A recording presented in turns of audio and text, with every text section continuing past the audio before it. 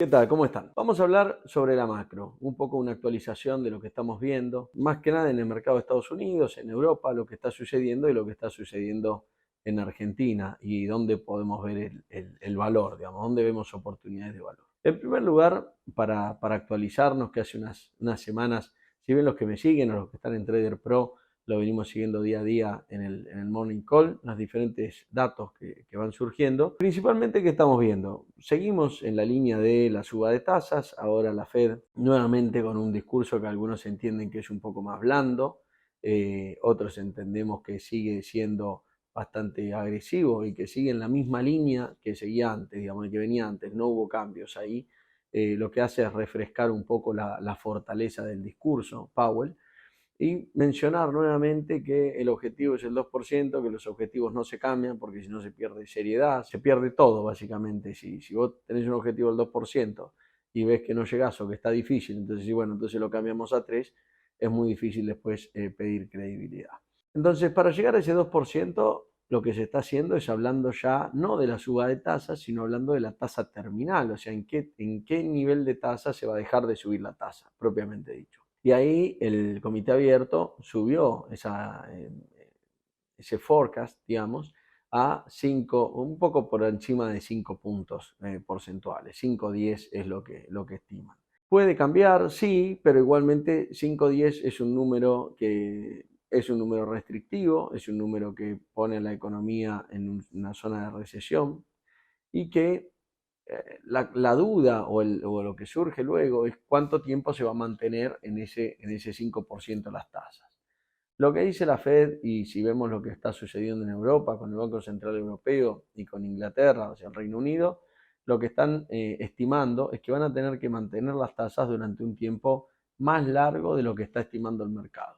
En Estados Unidos el mercado, si miramos las tasas implícitas de los futuros, lo que vemos es que está entendiendo que en el segundo semestre va a haber un recorte de tasas grande. Y la Fed lo que dice, al menos en su discurso, es que no dice exactamente que no va a haber un recorte, pero lo que está diciendo es que va a tener que mantener las tasas un tiempo más largo de lo que se estima. Con lo cual, esa es una indicación que habla por sí sola. Obviamente que cuando el mercado empieza a pricear esto, como sucedió justamente en los últimos días, va a haber un golpe en el mercado.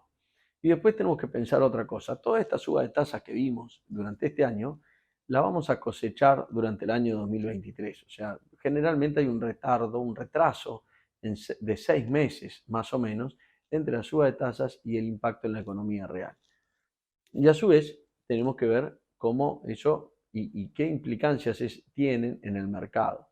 El mercado, además, lo que estamos viendo es que tienen que achicar balances los bancos centrales y que es una situación que no se vio muchas veces en la historia, con lo cual hay que ir con mucha cautela. Desde el punto de vista operativo, de trading, no soy ni el más pesimista ni el más optimista. Yo intento seguir lo que veo. Soy bastante pesimista en lo que veo, eso sí, en lo que veo ahora. No es que soy permanentemente bajista, no, ahora lo veo bajista, ya desde antes de que empiece este año.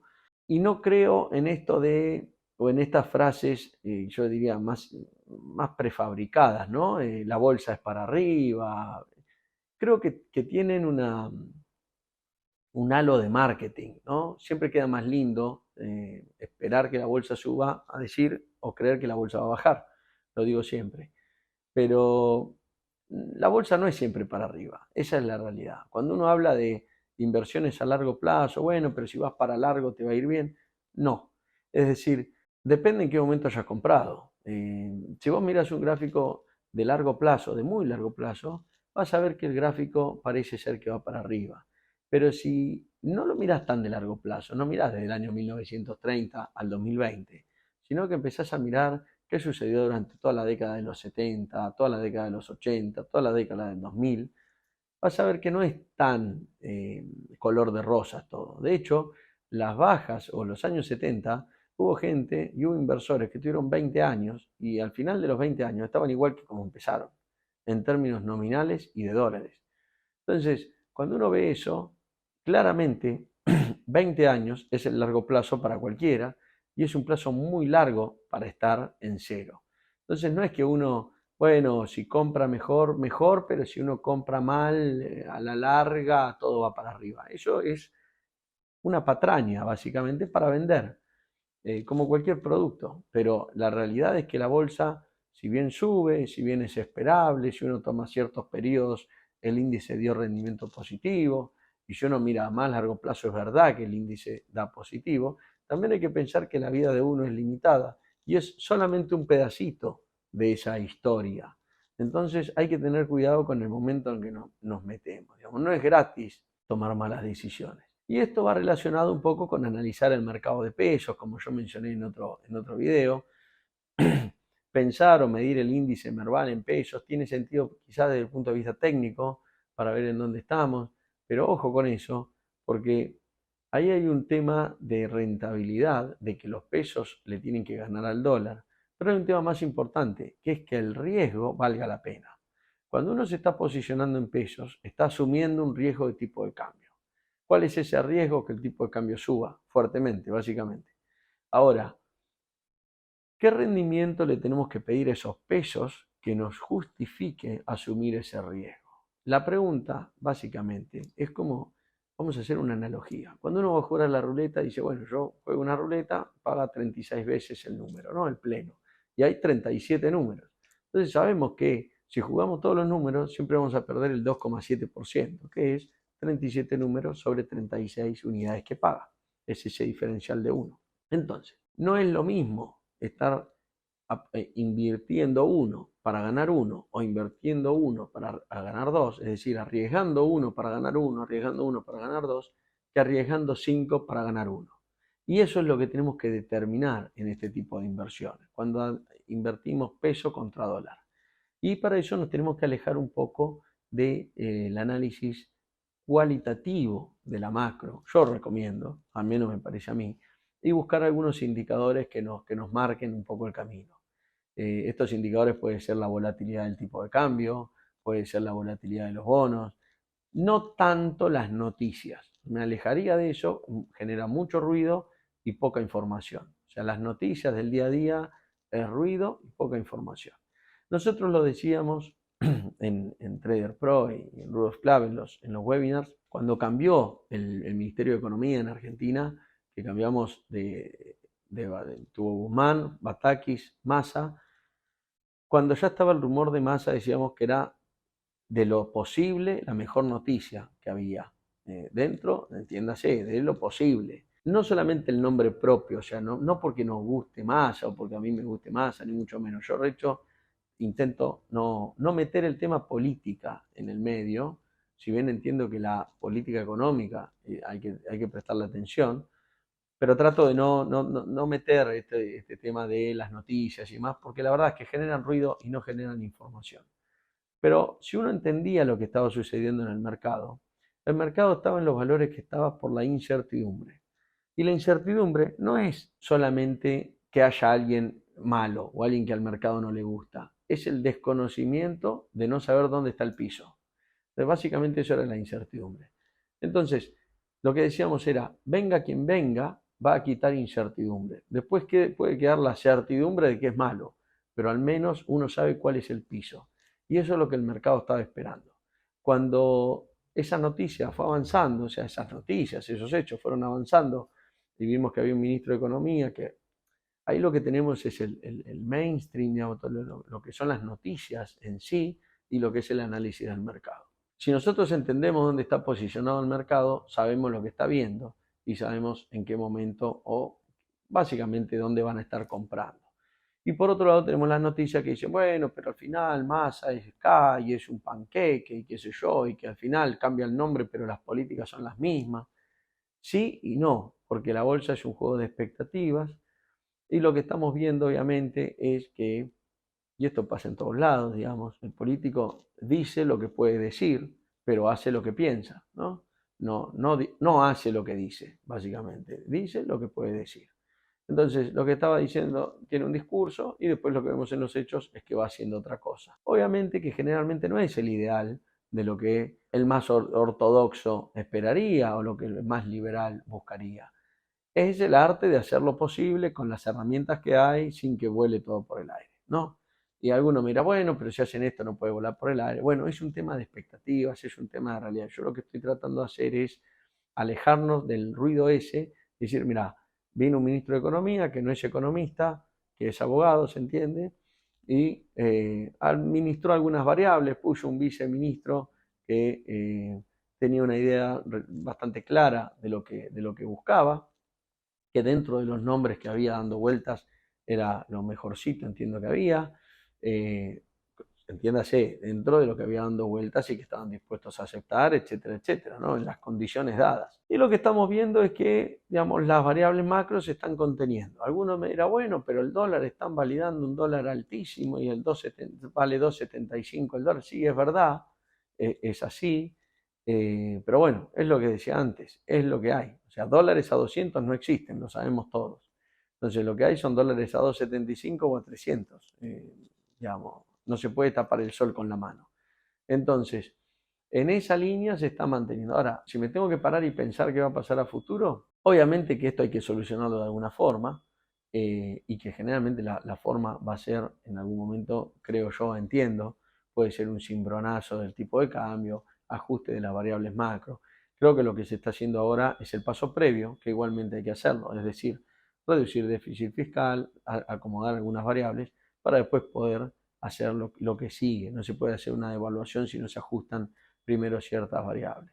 Ahí vamos a tener quien dice que las variables se tienen que ajustar más rápido y quien dice que hay que hacerlas más lento. Eso va a estar siempre la biblioteca dividida. Pero me parece que lo importante es entender, a nivel trading, a nivel inversión, tenemos que entender que hubo un gran cambio. Y esto es un gran cambio en el mercado que se percibió como un pequeñito cambio casi imperceptible cuando fue el cambio. Y acá está la diferencia entre ser yo le llamo, ¿no? Entre ser un contrarian o ser un contrera. El contrera es el que se está quejando siempre, o el que cree que porque todos van para arriba, él tiene que ir para abajo, o cuando todos van para abajo, todos van para arriba. Eso me parece a mí que no tiene mucho futuro, esa forma de invertir, per se, porque no hay un análisis de fondo. En cambio, el contrarian generalmente lo que busca es una divergencia entre lo que él entiende, lo que él analiza y lo que está viendo el mercado. Y acá pasó varias veces en la historia de la Argentina. Yo les voy a mencionar solo algunas, pero si nos paramos, parémonos en el 2008, para no irnos más atrás tampoco. Pero si nos paramos en el 2008, acá, cuando estuvo la estatización de las AFJP, los bonos subieron sus rendimientos, creo que fue casi récord, si no me equivoco fue récord. Pero era altísimo, el AM11, el RG12 en ese momento, R15, todos valían nada. Y el gran miedo era, bueno, vienen por todos, son socialistas, pero si uno miraba el mercado, el riesgo de default incluso era más bajo, pues se habían quedado con la plata de las FJP. Entonces, si vos eras más, digamos, en contra de los K, tenías que entender que, a ver, si creías que se habían afanado la guita, decía, bueno, si se la afanaron porque la tienen, ahora tienen caja con lo cual van a pagar. Y si eras más pro K y creías que estaba bien lo que hicieron, ibas a decir, bueno, esto no van a estafar a la gente, a los pobres jubilados. Con lo cual, el análisis político iba por ese lado y el análisis económico era que tenían más guita, con lo cual no tenía mucho sentido ni gollete defaultear esos bonos. Con el diario del lunes podemos confirmar que no se defaultearon. Después que tuvimos, hasta hace poco tiempo, tuvimos diferentes momentos, pero por ejemplo, época de Macri, los bonos estaban en el techo, estaban caros a nivel histórico, estaban caros. Venía la elección del 19 y la verdad es que, también algunos me dirán lo decís con el diario del lunes, en ese momento estábamos operando y operamos en consecuencia, pero no había nada para ganar si las cosas salían bien. O sea, el riesgo-beneficio era muy asimétrico el trade, porque no había mucho para ganar. Si salía bien, los bonos no iban a subir mucho. Y si salía mal, tenían todo para caer. Por más que yo no, obviamente que yo no creía que las elecciones iban a ser tan malas, esas pasos. Pero más allá de eso, de esa idea, a nivel trading y gestión de riesgo, no tenía mucho sentido estar posicionado largo. Lo mismo hace más tiempo había pasado con el caso de los cupones. Lo que pasa es que ahí estaba muy interesante la inversión, eso es verdad. Pero había algunas señales más políticas que otra cosa. Y las señales políticas fueron que decían que no iban a tocar el PBI cuando venían tocando todo. Entonces uno decía, mirá, si uno era un poco escéptico tenía que haber salido. Y después tenemos en esta línea la actual. los bonos valiendo 16 mangos, 18 mangos, 20 mangos, pónganle el precio que quieran, obviamente que no es lo mismo 16 que 20, pero lo que decíamos es, la verdad, lo que veníamos viendo y lo que venimos viendo desde el principio de año, más que nada desde este cambio, sobre todo de masa, que fue el que dispara, entiendo yo, algún cambio debajo de la superficie que uno entendería que los bonos iban a andar mejor. Básicamente eso, ¿qué puede salir mal? Y si sale mal, ¿qué podés perder? Y si sale bien, ¿qué podés ganar? Y ahí es donde el trade se vuelve interesante, porque ¿qué puede salir mal? Ya lo sabemos, hay miles de análisis, de escenarios de stress test, que si hay reestructuración de deuda, etcétera, etcétera. ¿Qué creo yo? La realidad es que con la suba de tasas del mundo y de Estados Unidos, nosotros tenemos bonos que pagan una tasa muy baja. Entonces, hoy, si tenemos que ir a una reestructuración de deuda, el mercado no nos va a aceptar los cupones que tienen los bonos hoy. Nos va a pedir mucho más cupón. Con lo cual, hay menos incentivo incluso para reestructurar la deuda. Hubo algún intento de reestructurar alguna deuda provincial que no se pudo por la estructura jurídica y demás, que en ese momento incluso era interesante, porque la deuda provincial pagaba, por ejemplo, creo que era 7% y las tasas estaban más bajas. Pero hoy en día ya no habría espacio para negociar eso con una deuda. Quizás haya algo de espacio, pero no hay mucho espacio porque las tasas subieron. O sea, las tasas subieron, las tasas del Tesoro americano, ¿qué espacio te dejan a vos para negociar y pedir una tasa más baja hoy? Incluso, también hay que considerar que el precio de la deuda pública local argentina está baja, o sea, porque está en paridades muy bajas, sigue en paridades bajas. ¿Significa esto que tiene que ir al 70% de paridad? No, no lo creo, pero todavía el 30% me parece bajo. El 20% me parece una zona, obviamente hoy ya pasó, ya está, me parecía una zona de recontra de compra. El 30 me sigue pareciendo una zona atractiva, quizás con este rally que venimos viendo ya desde octubre, digamos, tiene sentido esperar un poco. Eso ya depende del timing de cada uno, pero si pensamos a mediano plazo, yo creo que sigue siendo un trade interesante estar largo en los soberanos dólares.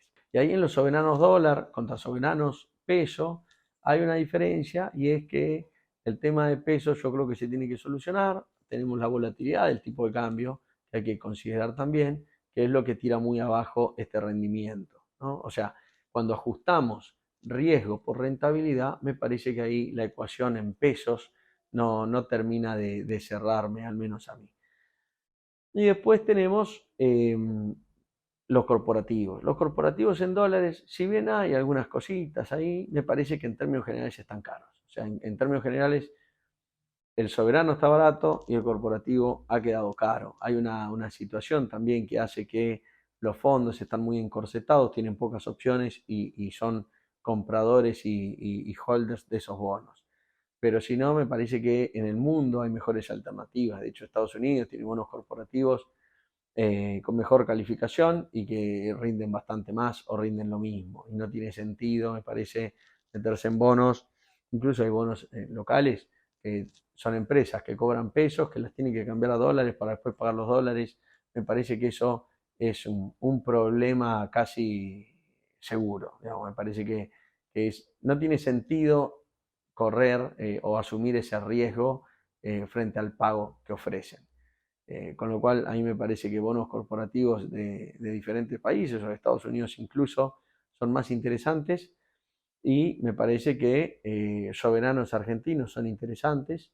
En cuanto a monedas, estaría en dólares porque me parece que es la moneda más conservadora y que no tiene sentido hoy arriesgar. O sea, si estuviésemos en un escenario post-devaluatorio, es decir, como fue la época cuando asume Macri, en donde se saca el cepo y decimos, bueno, se sacó el cepo, ahora vamos al tipo de cambio, a pesos, porque los pesos, sí, estaba perfecto. De hecho, es lo que se hizo en ese momento. Nos cambiamos a pesos y nos colocábamos a tasa. Y eso fueron muy buenos retornos. Pero eso fue luego de la devaluación y de sacar el cepo, no antes. Antes no tenía sentido hacerlo porque el riesgo era muy alto, y hoy creo un poco lo mismo.